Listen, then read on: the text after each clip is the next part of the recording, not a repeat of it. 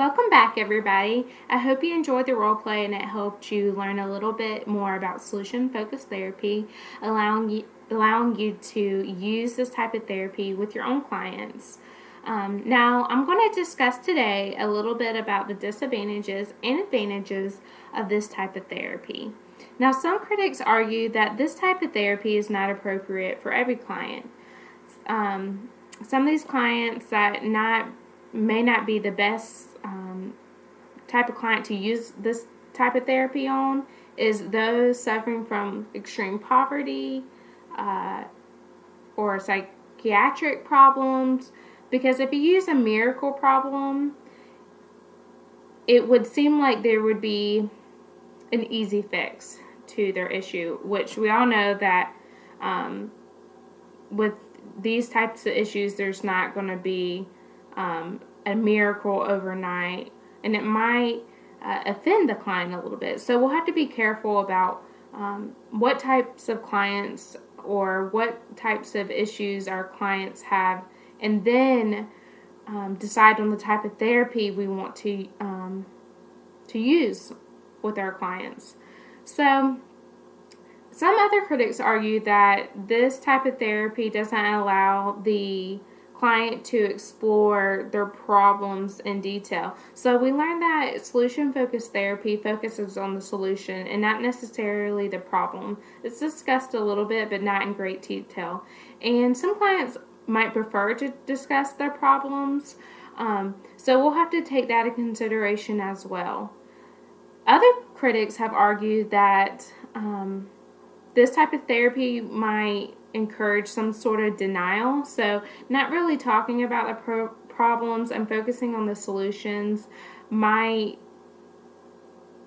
seem like the social worker is denying the problems. So you have to be careful with your words and decide if this type of therapy it's not appropriate for the client, because we all know that each client is so different. They come with their own set of problems, issues, strengths, resources, environment, and culture, and so we just have to definitely think about what is the most beneficial for each client. So, and lastly, some critics might argue that some of the clients might be discouraged because, like I said, it doesn't really encourage a lot of exploration of the details on the problem. So we don't want our client to become frustrated with not being able to discuss many of the issues that they have that they think is relevant to their solution. While there are some critics that argue that there are disadvantages of this type of therapy, there are quite a few advantages. This type of therapy allows the client to come up with their own tasks and goals, allowing them to take control of their life. Because, as we learned, solution-focused therapy focuses on asking questions that allow the client to come up with their own goals and tasks. So it would be great for a client who really wants to take control of their life and they become responsible for their actions. So this type of therapy also tells us that the social worker needs to be realistic, thus not giving a false hope to the client, and this can be a great advantage to the client as well. This type of therapy also focuses on trying to get the client to think in abstract ways. As we learned with the miracle question, we learned how to use that with the client. That helps the client think of a new way of approaching their problems, issues, and thinking of ways that they can solve them. So the solution-focused therapy does have great advantages. It's also short, so we might have time constraints, and this can be an advantage. So as y'all saw before, I had my role play, and of course there are things that I can improve on, and I like to start off with the very beginning. I kind of skipped over me introducing myself and my role as a social worker, so that's always important to include in your assessments. I didn't really dive into that, which I think I should have. So I'm thinking about the role play, and I don't know if I was transparent enough. Was I genuine enough? I'm not quite sure. I think I could have been a little bit more personable and talked about some of the things that she was experiencing or her past experience on the pet shelter. I'm sorry. I think that I should ask some more questions about that experience to kind of learn more about her good experience.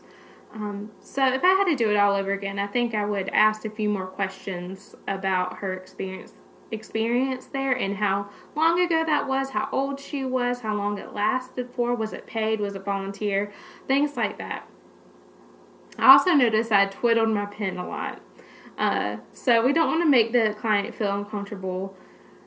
We don't want to make them think that we are bored or we're waiting for the session to be over.